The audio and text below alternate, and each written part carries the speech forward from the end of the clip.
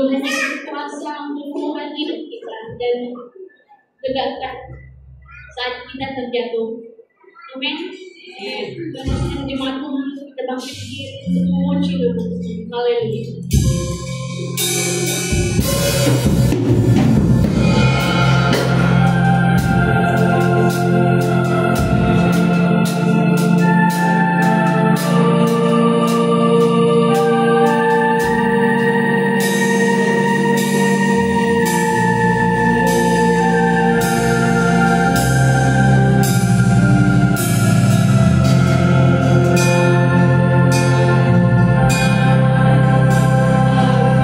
Datang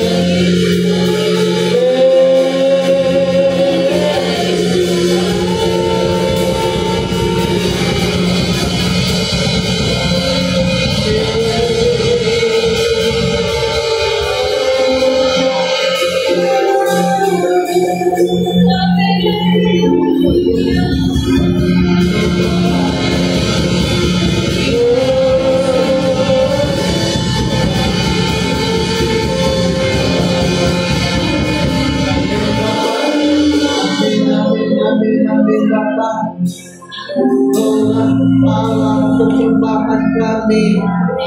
Tuhan yang besar, Agung mulia, tolong kami berkumpul pada hari ini. Tuhan kami ada hari ini, Tuhan.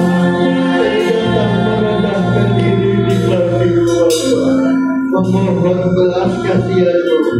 Tuhan berbelas kasihan kepada kami. Kasihani kami umat-Mu Bapa. Alam tahu, alam keke. Biar belas kasihan-Mu turun memenuhkan ruangan ibadat kami Bapa. Supaya kami merasakan kasih-Mu, merasakan jamahan-Mu, merasakan sentuhan-Mu, merasakan hadirat-Mu dalam perasaan pikiran kami. Jauhkan hal yang tidak baik Bapa, beri kami kekuatan dari surga. Makasih Bapa. Buka hati kami mau menyambut firman-Mu dalam nama Yesus. Haleluya. Amin.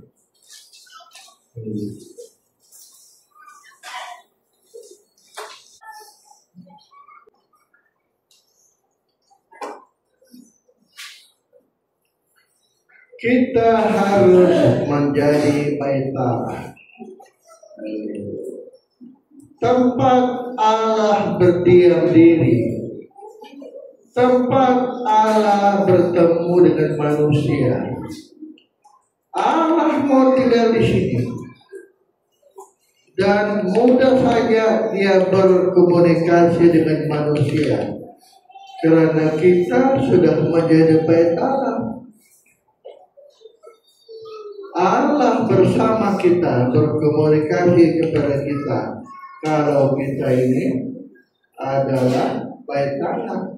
Itu sebabnya kalau kita membaca 1 Tawarik 22 ayat terakhir, Tuhan mau buatlah bait Allah, kata firman di dalam 1 Tawarik pasal 22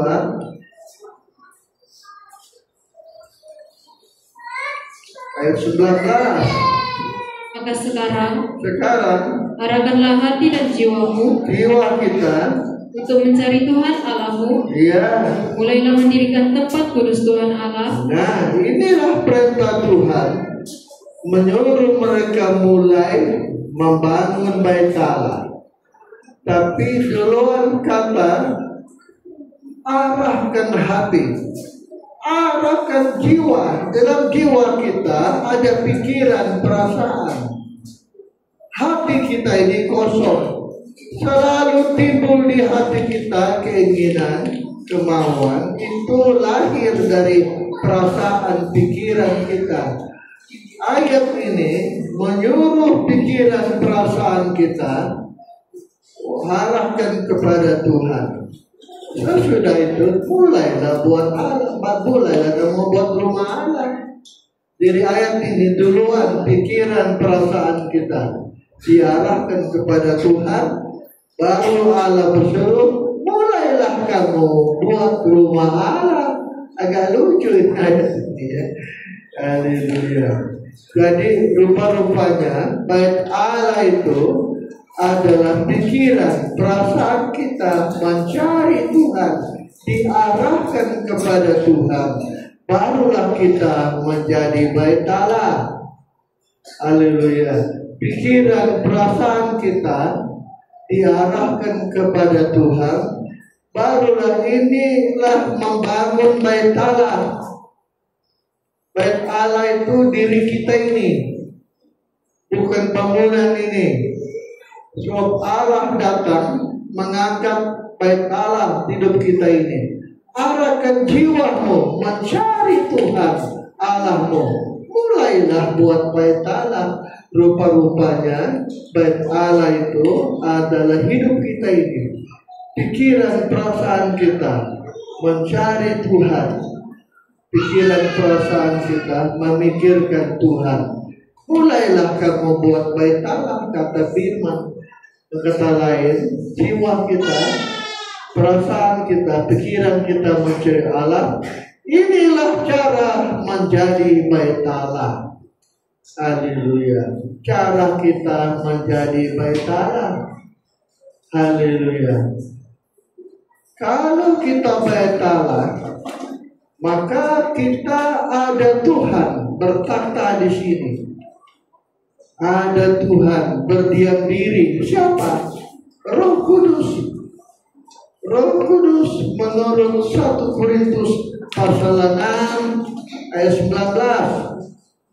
Atau tidak tahukah kamu bahwa tubuhmu adalah bait Roh Kudus yang diam di dalam kamu, Roh Kudus yang kamu peroleh dari Allah, dan bahwa kamu bukan milik kamu sendiri. Nah, tahukah kamulah bait Allah, di mana Roh diam dalam kamu, Roh yang kamu perolehi dari Allah, bahwa kamu bukan milik kamu sendiri. Dengan kata lain, apabila kita menjadi bait Allah, yang berhak terhadap hidup kita ini adalah Roh Kudus. Inilah bait Allah yang benar. Roh Kudus berkuasa dalam kehidupan kita ini. Dia yang berkuasa, bukan hak kita sudah, hak Tuhan. Tuhan yang berhak kepada kita. Inilah bait Allah yang benar. Pertama-tama pikiran perasaan kita ditujukan kepada Bapa. Itu cara membangun bait Allah. Kedua, haleluya, ada Roh Kudus. Kalau sebut saja bait Allah, maka mesti ada Roh. Kalau tidak ada Roh, itu bukan bait Allah. Bait Allah itu ada penghuninya, Roh Kudus. Ulang lagi tadi, ulang. Atau tidak tahukah kamu bahwa tubuhmu adalah bait Roh Kudus? Tubuhmu itu bait Allah yang diam di dalam kamu. Roh Kudus yang kamu peroleh dari Allah. Roh Kudus yang kamu dapat dari Allah. Dan bahwa kamu bukan milik kamu sendiri. Bahwa kamu bukan milik kamu sendiri, tapi milik Roh Kudus. Jadi jemaat Allah cintai, apabila kita bait Allah, penghuninya Roh, dan membuat kita bukan milik kita, tapi milik Roh Kudus, kata firman Tuhan. Inilah yang kita kejar. Alam tahu, alam kejar ini. Cari ini. Jadilah bait Allah. Segenap pikiran, perasaan mencari Tuhan. Biar Roh Kudus diam di sini. Dan kita tidak tahu bila kita mati. Kalau kita mati awal, maka Tuhan datang. Kalau sudah mati, kita dihidupkan oleh Tuhan dari kuburan. Kalau ada Roh diam di sini. Kalau tidak ada Roh, kita tidak bangkit. Itu sebabnya pendeta-pendeta ini kalau ada orang kematian, Yesus akan datang, semua akan hidup. Itu tidak benar itu. Yang dihidupkan ada Roh. Roh berdiam diri semasa hidupnya. Saya mau dibaca itu. Rom 8 ayat 11. Haleluya. Dan jika Roh Dia yang telah membangkitkan Yesus dari antara orang mati diam di dalam kamu, maka Ia yang telah membangkitkan Kristus Yesus dari antara orang mati akan menghidupkan tubuhmu yang fana. Akan menghidupkan juga tubuhmu yang fana itu oleh Roh-Nya yang diam di dalam kamu. Nah, oleh Roh-Nya yang diam dalam kamu. Jadi kita manusia harus menjadi bait Allah. Kalau kita bait Allah, ada Roh diam tinggal di sini, dan inilah jaminannya. Itu sebabnya memang Roh Kudus itu jaminan. Kalau kita hidup saja ada Roh, kalau kita mati maka kita dihidupkan oleh Tuhan. Saya kira saya sudah mau mati, tidak juga. Saya jumpa dokter waktu hari Jumat. Betul. Lihat begini, dokter bilang sana jantung saya enggak. Saya cek, sedikit saja bekas. Oh, banyak main kali ya, saya bilang. Itulah, kau kurangi main. Kalau sudah penat berarti ya. Lucu. Saya kira Saya sudah mau mati, jatuh Mekah. Yang penting ada roh. Mati hidup dah peduli kita. Yang penting ada roh. Kalau roh ada, inilah menolong kita. Kalau kita mati, dihidupkan dari kuburan. Jadi yang penting hari ini menjadi bait Allah. Bukti bait Allah, pikiran perasaan mencari Tuhan. Yang kedua, ada roh diam di sini. Yang saya mau terus ini ayat. Jemaat Allah cintai, selain menjadi bait Allah, kita harus menjadi penyembah yang benar.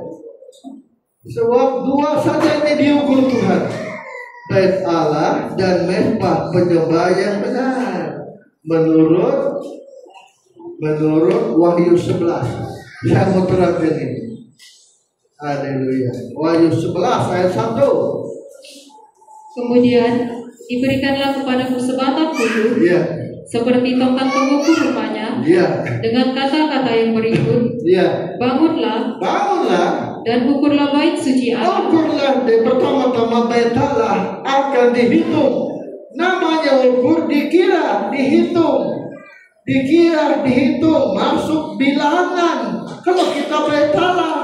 Yang kedua adalah mezbah. Terus dan mezbah.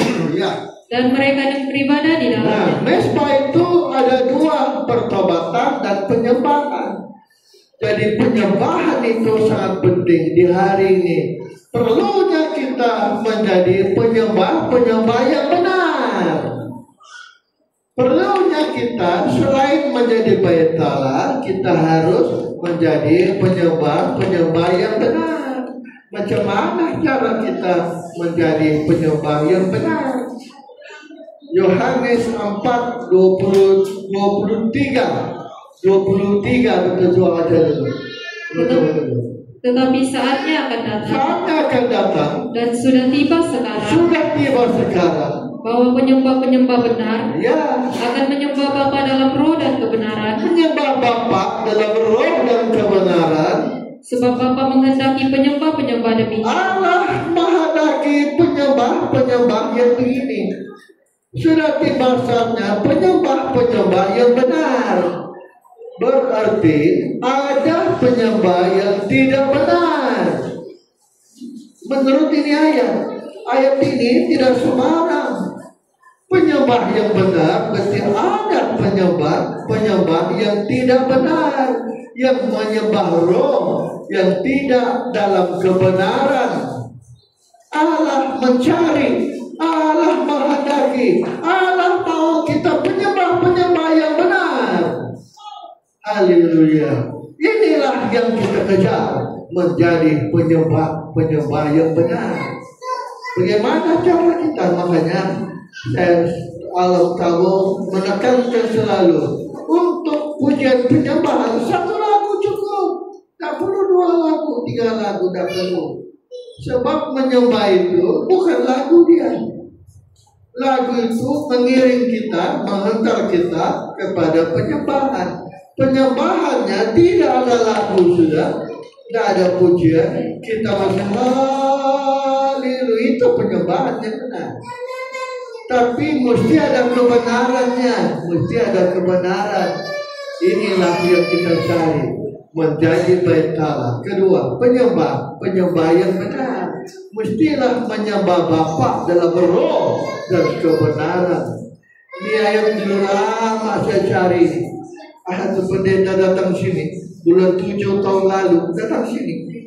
Saya tanya dia, Pak Pendeta, dia seorang dokter.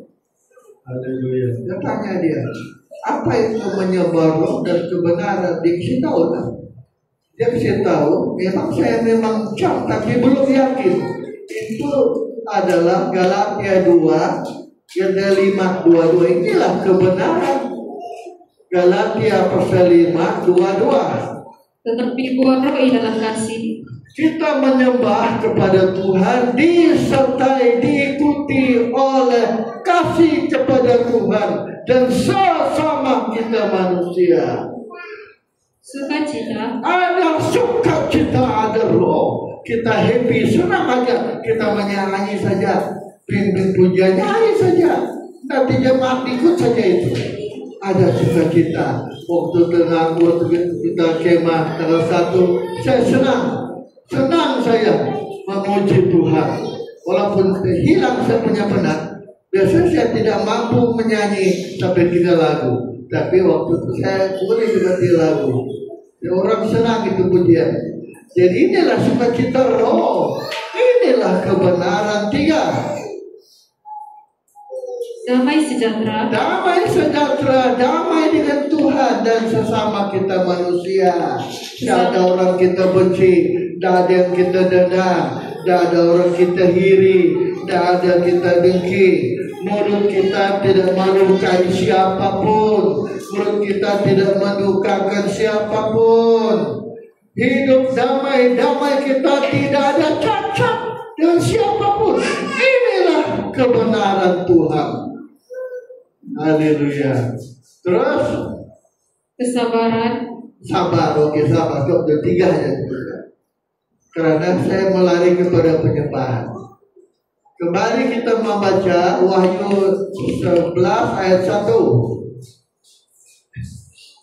Kemudian diberikanlah kepadaku sebatang bulu. Haleluya. Seperti tongkat pengukur rupanya. Ya. Dengan kata-kata yang berikut. Ukurlah bait Allah pertama. Bangunlah. Ya. Dan ukurlah bait suci. Jadi bait Allah akan dihitung Tuhan, akan dihitung menjadi milik yang dikira Tuhan. Terus dan mesbah dan mereka yang beribadah di dalamnya. Orang yang ada di dalam mesbah itu akan dihitung. Kenapa?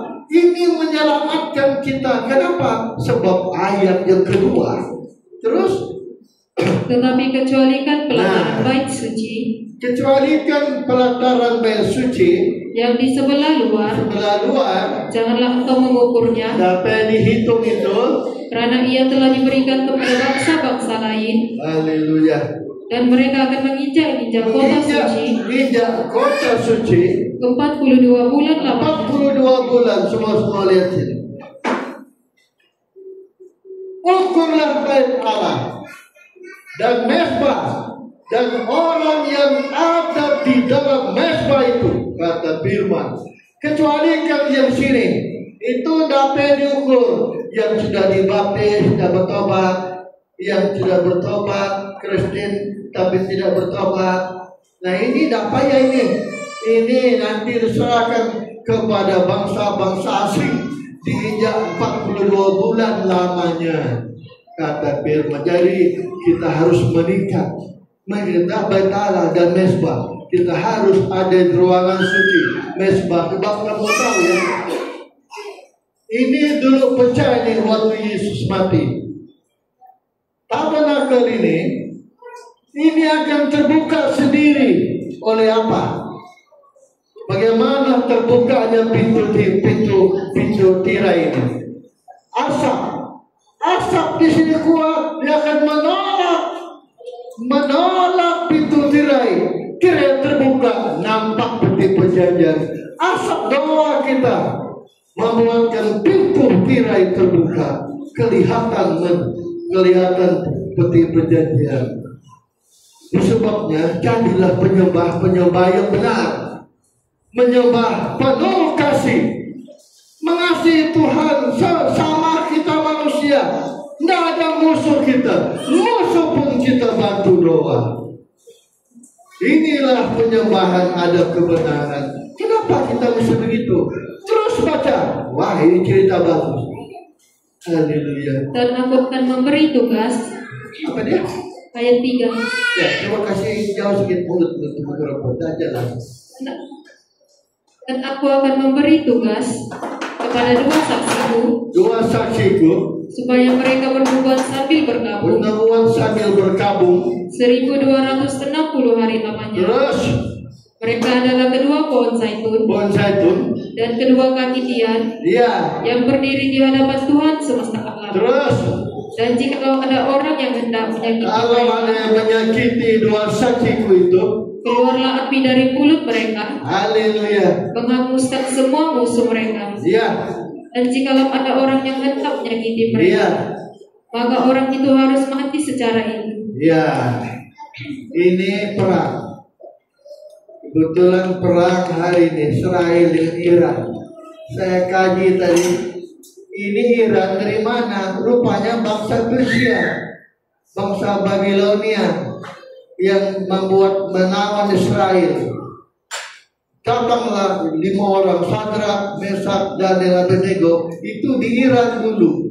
Terjadinya di Iran waktu Sadrak, Mesak, Abednego disuruh menyembah patung. Mereka tidak mau. Daniel itu di Iran dia dulu namanya Persia. Dan ini perang, ini susah kita mengelak. Tidak boleh. Ini perang, kau tahu siapa yang mulai? Israel yang mulai perang. Kemarin dulu saya di sana, saya jumpa Cina. Oke, saya mau beli barang. Ayo, apa? Cerita apa sih bilang? Perang, cerita Iran Israel dia perang. Ini Israel nakal juga buat. Apa dia mau duluan? Kita mau damai dunia ini. Cina itu senang, saya dengar juga.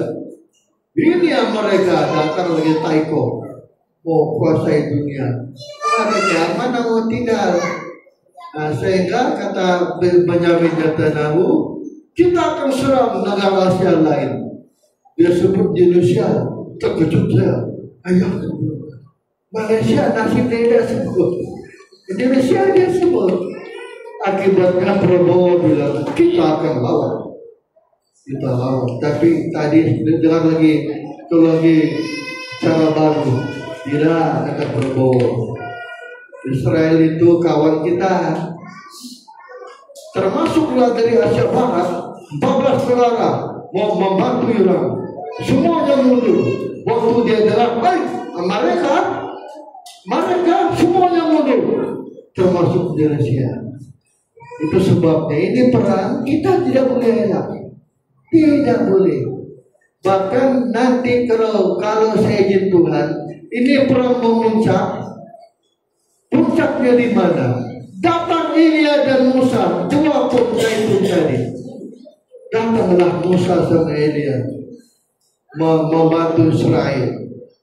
Terus baca. Mereka mempunyai kuasa menutup langit, Iya, supaya jangan turun hujan. Siapa nabi itu? Itulah Elia. Berdoa tidak turun hujan tidak turun 3,5 tahun. Terus selama mereka bernubuat, iya, dan mereka mempunyai kuasa iya, atas segala air, iya, untuk mengubahnya menjadi darah. Siapa yang membuat air jadi darah? Itulah Nabi Musa. Tapi Nabi bilang itu Nabi Musa. Terus dan memukul bumi, iya, dan segala jenis malapetaka, iya, setiap kali mereka menghendakinya. terus Dan apabila mereka telah menyelesaikan iya, kesaksian mereka, iya, maka binatang yang muncul dari datanglah gurun musuh akan memerangi mereka mengalahkan Musa dan Elia. Terus dan mengalahkan serta membunuh mereka. membunuh Musa dan Elia. Dan mayat mereka akan terletak di atas Iya, jalan raya kota besar. dilihat oleh orang seluruh dunia. Dan secara rohani disebut Sodom. Sekarang ini live, semua live. Kita pun live ini ibadah. Terus di mana juga Tuhan mereka disalibkan. iya, Dan orang-orang dari segala bangsa iya, dan suku iya, dan bahasa dan kaum orang semua senang. melihat mayat mereka 3 Sekarang pun senang orang mau lawan Israel, tapi jadi heran itu. Nanti puncaknya perang Magog dan Magog. Dua perang yang akan muncul di mana Israel dikepung dan yang membantu dia Israel bukan mereka, tapi Musa sama Elia. Tapi mereka mati 3 hari, hidup lagi balik Musa. Semua orang takut. Ini akan terjadi di depan kita ini. Itu sebabnya lagu terbilang, jangan tiba-tiba esok atau lusa, jagalah, berdoalah. Bagaimana cara berjaga? Ayo, bagaimana cara berdoa? Coba pikir. Jangan kita jaga kita. Tidak. Cara kita berjaga berdoa apa tadi? Menjadi rumah doa. Kedua, menjadi penyembah-penyembah yang benar. Itulah cara kita berjaga. Menjadi rumah doa. Pikiran perasaan kita benar telah bergolak. Pikiran perasaan kita cari Tuhan. Cari Tuhan. Kita harus menyimpan roh di sini. Jadilah penyembah yang benar. Inilah cara kita berdoa dan berjaga. So, Tuhan akan datang dengan tiba-tiba. Esok atau lusa, betul-betul zaman kita ini. Saya takut dengar. Saya bilang, aduh, bagaimana sudah dunia ini? Makanya jadilah rumah Tuhan. Jadilah penyembah yang benar. Terus cerita ini. Saya ulangi ayat 9. Ya. Dan orang-orang dari segala bangsa dan suku dan bahasa dan kaum melihat mayat mereka 3,5 hari lamanya, dan orang-orang itu tidak memperbolehkan mayat mereka dikuburkan, dan mereka yang diam di atas bumi bergembira dan bersuka cita atas mereka itu, dan berpesta dan saling mengirim hadiah. Sudah kalah, sudah Israel, habis sudah, hancur sudah Israel. Karena senang-senang kasihan karena kedua nabi itu telah merupakan siksaan bagi semua orang yang diam di atas bumi. Tetapi kata firman, 3,5 hari kemudian masuklah roh kehidupan dari Allah, hidup lagi Musa, Elia balik ke dalam mereka, sehingga mereka bangkit, dan semua orang yang melihat mereka menjadi sangat takut semua orang. Itu mayat hidup balik lah. Musa, Elia hidup balik rupanya. Terus dan orang-orang itu mendengar suara nyanyi dari surga berkata kepada mereka, naiklah kemari. Lalu naiklah mereka ke langit, diselubungi awan, disaksikan oleh musuh-musuh mereka. Sekarang ini semua langit, langsung semua. Musa, Elia naik, manusia di dunia lihat, nampak semua, tapi mereka takut. Dan kita takut tidak perlu. Yang perlu kita buat menjadi bait Allah dan penyembah-penyembah yang benar. Ini kita kejar, sebab ini tidak boleh kita elakkan. Syukurlah Perdana Menteri Israel tidak sebut Malaysia. Dia tersebut, di Rusia dia sebut. Tapi tadi saya baca lagi, saya lihat kata Prabowo, tidak. Israel kawan kita. Nah, sudah mulai sudah orang takut. Kawan kita itu Israel, dia bilang. Kita punya kawan itu Israel. Dia sudah mengakui. Jadi itu sebabnya kita jangan peduli itu. Kejarlah menjadi bait Allah, penyembah-penyembah yang benar. Kalau kita bait Allah, dihitung tuh bait Allah. Kira kenapa pasal 11 dimulai dihitung bait Allah dan penyembah yang benar. Sesudah itu rentetan perang. Cerita ini perang ini. Apa yang terjadi hari ini? Mungkin ini cerita dia membuatkan. Makanya zaman kita ini, marilah kita melihat keadaan kita. Di tahun saja ini orang bisik. Saya bilang saya jumpa Cina di sana cerita. Aduh, mana boleh begini? Betul lah orang Cina itu tidak boleh. Kita mau aman, Pak. Kita mau makan minum, bukan mau perang apa. Betul juga, tapi tidak boleh sudah. Dunia sudah begitu, sudah keadaan dia. Kalau firman bilang lah, menurut Matius 24 ayat yang ke-6, ayat 6. Kamu akan mendengar deru perang, atau kabar-kabar tentang perang. Namun berawas-awaslah, jangan kamu gelisah, berjaga-jagalah, sebab semuanya itu harus terjadi. Itu semua terjadi, tetapi itu belum kesudahannya.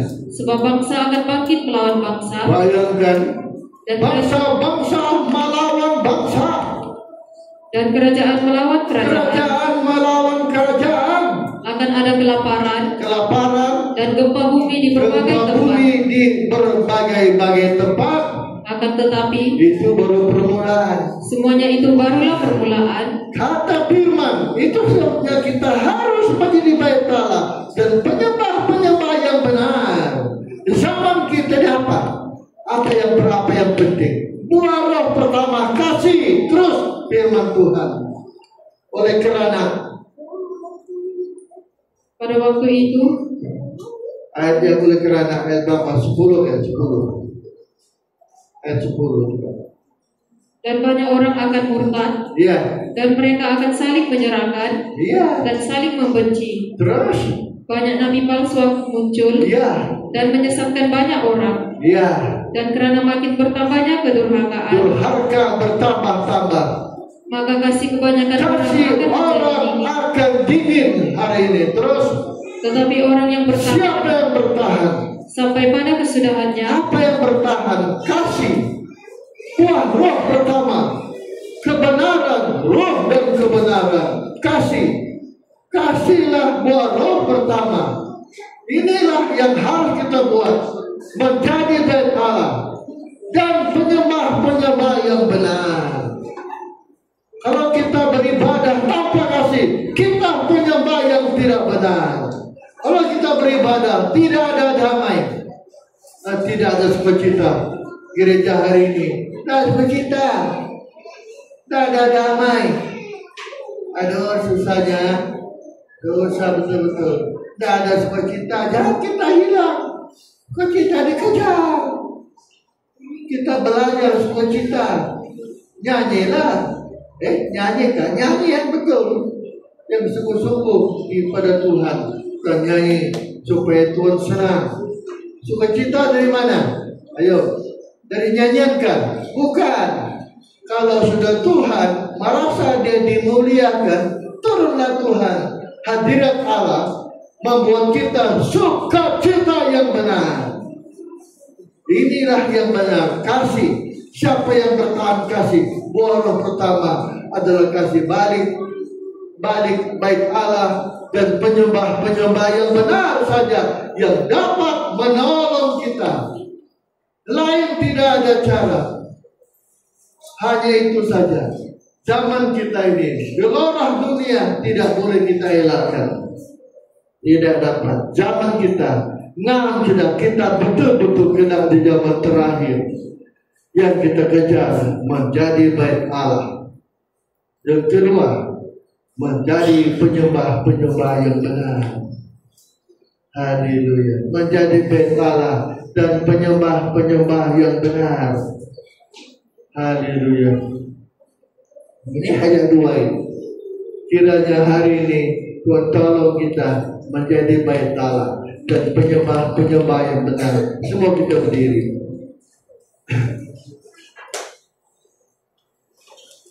Apa nama lagu? Saya sudah lupa lagu. Apa aku sudah berakhir kebaktian semalam? Ini cepat ini. Lagu apa saya nyanyi semalam? Lagu apa ini? Coba di sini. Lagu apa semalam?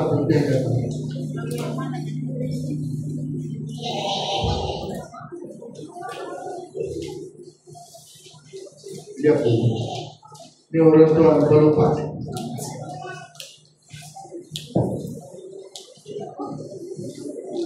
Apa?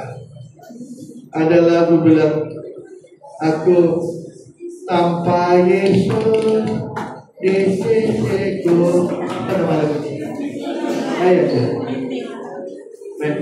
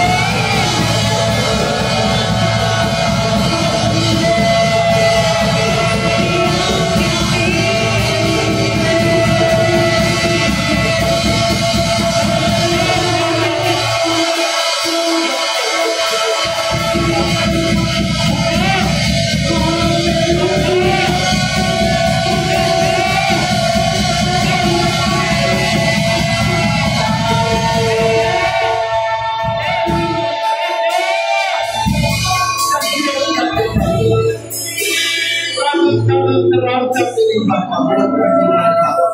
Buatkan di penyembah yang benar. Mereka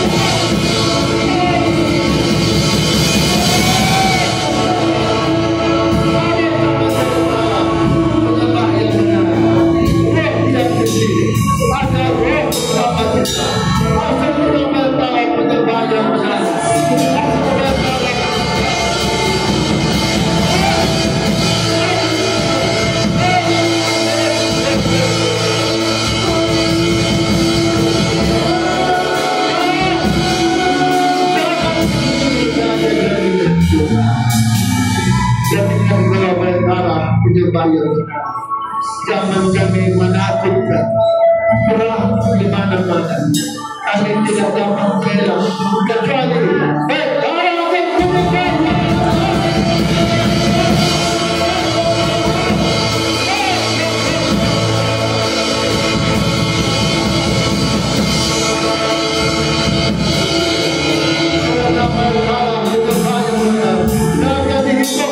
Yang dikira, yang diselera,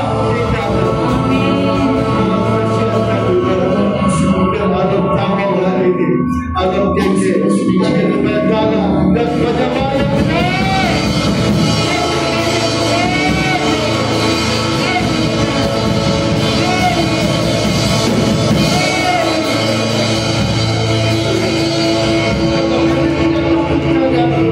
Sebab kami yakin dan kami rasa Yesus ada di hati.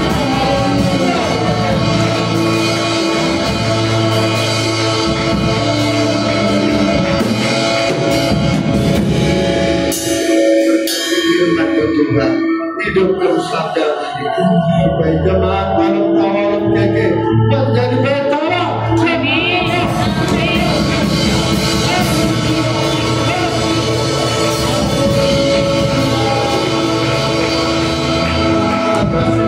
Kelahoran kemudian kami kembalikan kepada Bapa dalam nama Yesus. Haleluya. Amin. Haleluya. Mari kita bawa persembahan kepada Tuhan. Kita angkat pujian